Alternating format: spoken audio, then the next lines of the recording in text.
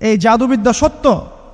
এবং এখনকার অনেক ভণ্ড যে কবিরাজগুলো বের হয়েছে, এরা জিনকে তাবে করে নিয়ে এই জিনদের মধ্য দিয়ে মানুষের মধ্যে জাদু ছড়িয়ে দিয়েছে, এবং এর ফলশ্রুতিতে বহু পরিবার ধ্বংস হয়ে যাচ্ছে। এই জাদুবিদ্যা সত্য। আরও একটা জিনিস সত্য, নবী সাল্লাল্লাহু আলাইহি ওয়াসাল্লাম বলেছেন ইন্না আইনাল হক, চোখের নজর সত্য। নবী করিম সাল্লাল্লাহু আলাইহি ওয়াসাল্লাম বলেছেন চোখের বদনজর সত্য। এই যে আমরা বলি ফেসবুকে এত বেশি ছবি দিয়েন না ভাই, ছবি তুলেন না, ছবি তুলেন না, বারবার যে বলি নিষেধ করি, কারণ কি জানেন? একটাই কারণ, বিকজ চোখ লাগাটা সত্য। মানুষের চোখ লাগে, এই কথা শুনলে অনেক মজুমদাররা হাসবে না? কথা বুঝতে পারেন নাই? কিন্তু এটা সত্য, কারণ নবী করিম সাল্লাল্লাহু আলাইহি ওয়াসাল্লাম যা বলেছেন সাদাকাল্লাহু ওয়া সাদাকা রাসূলুহুল কারীম, নবী যা বলেছেন, আল্লাহ যা বলেছেন চিরায়ত সত্য, এর বাইরে কোনো সত্য আছে? আচ্ছা দেখেন, আমি বললাম যে জাদুবিদ্যা সত্য। এই জাদুবিদ্যার চর্চা মানুষ করে, এখনও করে, এবং এই জাদু দিয়ে মানুষের ক্ষতি করার জন্য জিনের প্রয়োজন হয়, দুষ্ট জিন। এই জিনগুলোকে মানুষ তাবে করে মানুষের ক্ষতি করার চেষ্টা করে। দেখবেন এখন গ্রামে গঞ্জে শহরে সব জায়গায় ছড়িয়ে পড়েছে না? দেখবেন, খুব সতর্ক থাকবেন। আমি পরে সলিউশন বলছি আপনাদেরকে। আরেকটা বলেছি, নবী সাল্লাল্লাহু আলাইহি ওয়াসাল্লাম বলেছেন চোখের বদনজর এমন সত্য যে একটা উটকে এই রান্নার ডেকচির মধ্যে ঢুকাই ফেলতে পারে। মানে একটা উট খুব সুন্দর ভালো, আপনি দেখছেন মাশাআল্লাহ বলেন নাই, নজর লেগেছে, উটটা মারা গেছে, দেন তারপর তাকে জবাই করে খেয়ে ফেলতে হয়েছে। একজন সাহাবী গোসল করছিলেন, গোসল, এটা হাদিস সহিহ, এই যে আলেম ওলামা যারা আছেন তারা জানেন যে এই হাদিস সহিহ। একজন সাহাবী গোসল করছেন, তার গায়ের চামড়াটা খুব সুন্দর ছিল, একদম স্কিনটা অনেক সুন্দর থাকে না এমন কিছু মানুষ? আচ্ছা, এখন আরেকজন সাহাবী এই গোসল দেখছেন দূর থেকে, দেখে বলছেন যে কি চমৎকার তার শরীরের রংটা, যেন কুমারী নারীর মতো, অনেকটা এমন একটা কথা তিনি বলেছিলেন। সাথে সাথে এই সাহাবী অজ্ঞান হয়ে পড়ে গেছে। কোন সাহাবী? যিনি গোসল করছিলেন। এটার আপনি কোনো ব্যাখ্যা দিতে পারবেন না তো, এখানে কোনো সায়েন্স দিয়ে বা মেডিকেল সায়েন্স দিয়ে আপনি কোনো ব্যাখ্যা করতে পারবেন না। একটা ব্যাখ্যা দিতে পারেন, কিন্তু কেন সেটা হলো সেটা আপনি অ্যান্সার খুঁজে পাবেন না। তো নবী সাল্লাল্লাহু আলাইহি ওয়াসাল্লামের কাছে নিয়ে যাওয়া হলো তাকে। তিনি বললেন যে এই ব্যক্তির ব্যাপারে কি কেউ ভালো মন্দ কিছু বলেছিল? তখন একজন সাহাবী বলেন হ্যাঁ, অমুকে বলেছে এর স্কিনটা অনেক সুন্দর, তো ওকে ডেকে নিয়ে আসুন। ওকে ডেকে আনা হলো। ডেকে আনার পর নবীজি তাকে অনেক শাসালেন, তোমরা তোমাদের ভাইদেরকে কি মেরে ফেলতে চাও? তখন এই সাহাবী তো অবাক, আমি আবার কখন মারতে চাইলাম ইয়া রাসূলুল্লাহ? আমি তো মারতে চাই নাই, আমি তো খালি বলেছি যে তার গায়ের রংটা অনেক সুন্দর। তখন তিনি বললেন কেন তুমি সুবহানাল্লাহ বললে না, কেন তুমি মাশাআল্লাহ বললে না? যখন মাশাআল্লাহ বলবেন, সুবহানাল্লাহ বলবেন, নজরটা লাগবে না।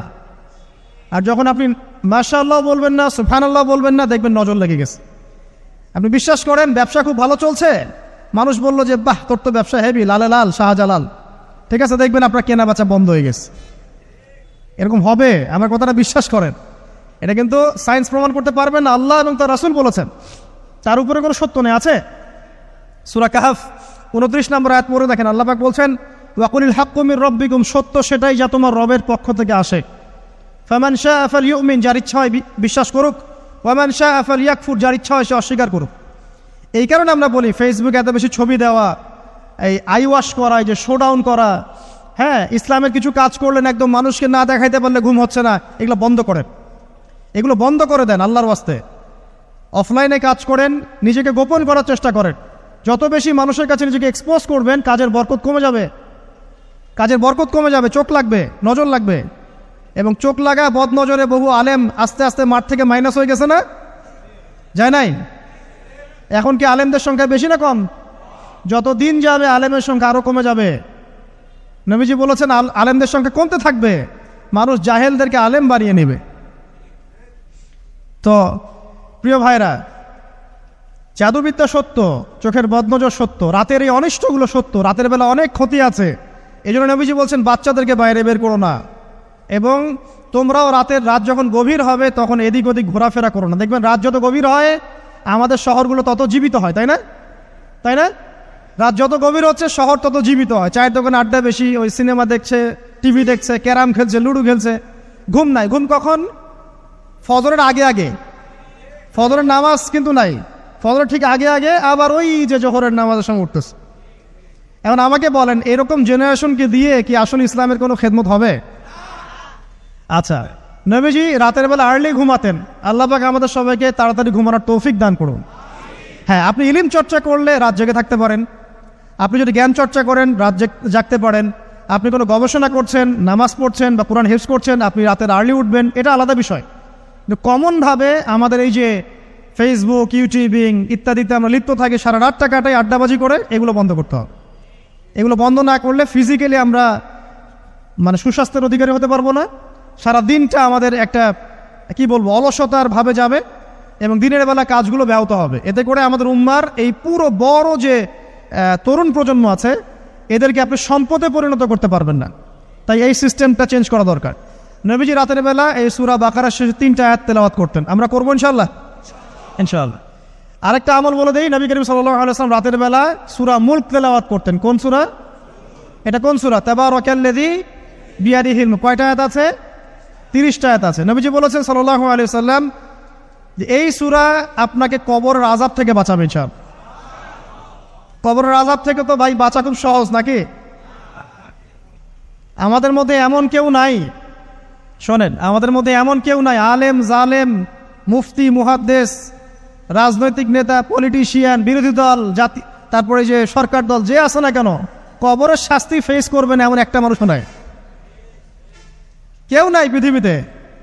এই যে আপনি দেখছেন ওই যে কি ইসরায়েলের প্রধানমন্ত্রী, ওই রাশিয়ার প্রধানমন্ত্রী, ওই চায়নার সভ্যতা, পশ্চিমা সভ্যতা, এমন কেউ নাই পৃথিবীতে এখন যাকে কবরের শাস্তি ভোগ করতে হবে না। আছে? সবচেয়ে লঘু শাস্তি মানে লঘু চাপ, এটা বলতে গেলে আসলে আমি ভাষা হারায় ফেলি। তারপরে বলছি আল্লাহ পাক আমাদের সবাইকে হেফাজত করুন, আমিন। একজন সাহাবীর নাম সাদ বিন মুয়াজ। কি নাম? নবী করিম সাল্লাল্লাহু আলাইহি ওয়াসাল্লামের সাথে একদম ডান হাত হয়ে যুদ্ধ করেছেন দীর্ঘদিন। বদর তিনি বীর সেনা, উহুদের বীর সেনা, ঠিক আছে। খন্দকের যুদ্ধেও বীর বিক্রমে যুদ্ধ করেছেন। তিনি আনসার সাহাবী, একদম মদিনার নেতা সাহাবী। সব সাহাবী কিন্তু একরকম নন, কেউ ছিলেন নেতৃস্থানীয় সাহাবী, তিনি ছিলেন একজন নেতৃস্থানীয় সাহাবী, ঠিক আছে। সাদ বিন মুয়াজ নবী করিম সাল্লাল্লাহু আলাইহি ওয়াসাল্লাম এত ভালোবাসতেন, তাকে এত ভালোবাসতেন যে তাকে নিজের মনে করতেন যে সাদ বিন মুয়াজ আনসাররা আমার নিজের। চারটাখানি কথা। এই সাহাবীর খন্দকের যুদ্ধে এই যে হাতের এই দিকে সম্ভবত হাতের এই রগের মধ্যে একটা তীর এসে লাগে এখানে, এবং তীরটা তিনি বের করতে গিয়ে রক্তটা ছিঁড়ে যায়। এরপর ফিনকি দিয়ে রক্ত বের হওয়া শুরু হয়। চিকিৎসা করে করে রক্ত বন্ধ করা যায় নাই, এবং এই রক্তের প্রবাহিত রক্তেই আল্লাহর ইচ্ছায় তিনি শাহাদাত বরণ করেন, তিনি ইন্তেকাল করেন। নবী করিম সাল্লাল্লাহু আলাইহি ওয়াসাল্লাম প্রচণ্ড ব্যথিত হন, মানে মনটা তার খুব নরম হয়ে যায় সাদ বিন মুয়াজ রাদিয়াল্লাহু আনহুর জন্য। তো এই সাহাবীর যখন জানাজার নামাজ পড়ানো হচ্ছে, নবীজি বলছেন 70,000 ফেরেশতা তার নামাজে অংশ নিয়েছে। আর এই সাহাবীকে যখন কবরে শোয়ানো হয়েছে, নবী করিম সাল্লাল্লাহু আলাইহি ওয়াসাল্লাম পরে জানিয়েছেন কবরের যে মৃদু চাপ, সাদ বিন মুয়াজ রাদিয়াল্লাহু আনহুর কবরেও সেই মৃদু চাপ দেওয়া হয়েছে। আমি কি বুঝাতে পারলাম ভাই? আমাদের কোনো দাম আছে এখনকার পলিটিশিয়ানদের কোনো দাম আছে? এখনকার সমাজ নেতার কোনো দাম আছে? এখনকার সুদখোরদের কোনো দাম আছে? এই ঘুষখোর দুর্নীতিবাজদের কোনো দাম আছে? আমরা যারা কাঠমোল্লা হয়ে আছি আমাদের কোনো দাম আছে? সাদ বিন মুয়াজ রাদিয়াল্লাহু আনহু যদি কবরের শাস্তি তাকে না ছাড়ে, প্রশ্নোত্তর পর্ব তাকে না ছাড়ে, আমরা পার পাবো? নবী করিম সাল্লাল্লাহু আলাইহি ওয়াসাল্লাম বলছেন সূরা মুলক তেলাওয়াত করো রাতের বেলা, ইনশাআল্লাহ সূরা মুলকের তেলাওয়াত কবরের আযাব থেকে তোমাকে বাঁচান। আর আমাদের তো ভাই কবরে সবাই সাথে যাবে না, গার্লফ্রেন্ড যাবে না, বাপ মা ভাই বোন সবাই যাবে না। একজন ব্যক্তি সুদ খাচ্ছে, জিজ্ঞাসা করে দেখেন কেন খায়, বলবে তার সন্তানের জন্য খায়, তার বউয়ের জন্য খায়, তার মা বাবাকে দেখতে হবে তাই খায়, তাই না? একজন ব্যক্তি ঘুষ খায়, বলবে আমার পরিবারের জন্য খাই। একজন দুর্নীতি করছে, পুকুর চুরি করছে, বলবে দুর্নীতি করছে আমার পরিবারের জন্য খাই, পরিবার ভালো থাকবে। সবার একই এক্সকিউজ যে পরিবার যেন ভালো থাকে, আমার সন্তানরা যেন ভালো থাকে, আগামী প্রজন্মের জন্য কিছু রেখে যেতে পারি, তাই না? এরকম একটা মানুষও কি আপনার সাথে কবরে যাবে? আরে এই বোকা মানুষ কেন বোঝে না যে আপনার কবরে আপনাকেই যেতে হবে? তাহলে আপনি কি কারণে অন্যের কারণে নিজের পরকাল নষ্ট করছেন? অন্যের সুখের জন্য আপনি আপনার পরকাল নষ্ট করছেন। সুদ খাচ্ছেন, দিব্যি মায়ের সাথে জেনা করছেন। আপনাদের এলাকায় নাকি সুদের সমস্যা অনেক বেশি। কয়েকটা হাদিস বলে দেই, আমি ওদেরকে আক্রমণ করতে আসি নাই, আমি শুধু তাদেরকে 3টা হাদিস শোনাতে এসেছি। 1 নম্বর হাদিস শোনেন। আল্লাহর নবী মুহাম্মদ সাল্লাল্লাহু আলাইহি ওয়াসাল্লাম বলেছেন, সুদের পাপের 73টা শাখা আছে। কয়টা? কোন হাদিসে 70টাও আছে, কোন হাদিসে 73টা আছে। বলছেন যে সবচেয়ে নিচের শাখাটা হচ্ছে, সুদের পাপের সবচেয়ে নিচের শাখা হচ্ছে যে যেন কোনো ব্যক্তি তার মাকে রেপ করলো, তার মাকে ধর্ষণ করলো। 1 দিরহাম যে ব্যক্তি সুদ খায়, সহিহ বুখারীতে আরেকটা হাদিস এসেছে, সে যেন 36টা মেয়েকে ধর্ষণ করলো। আর আমি একটা কথা বানায় বলছি না, যদি বিশ্বাস না হয় কওমি মাদ্রাসা আছে, আলেম ওলামা আছে, গিয়ে বুখারী খুলতে বলেন, পড়তে বলেন, খালি একবার পড়তে বলেন, দেখেন যদি না থাকে তাহলে আমাকে এর সাথে থাপ্পড় দিয়ে দেয়। যদি না থাকে হাদিস এটা, তাহলে আমার গালে একটা থাপ্পড় দিয়ে যায়। আর যদি থাকে তাহলে আল্লাহর রাস্তায় সুদ খাওয়া ছেড়ে দেন। কোনটা করবেন? চ্যালেঞ্জ করবেন? নবীজি বলেছেন, 1টা দিরহাম যে ব্যক্তি সুদ খায়, দিরহাম মানে কি? রৌপ্য মুদ্রা। এটা এখন দেখতে পারবেন না, জাদুঘরে আছে।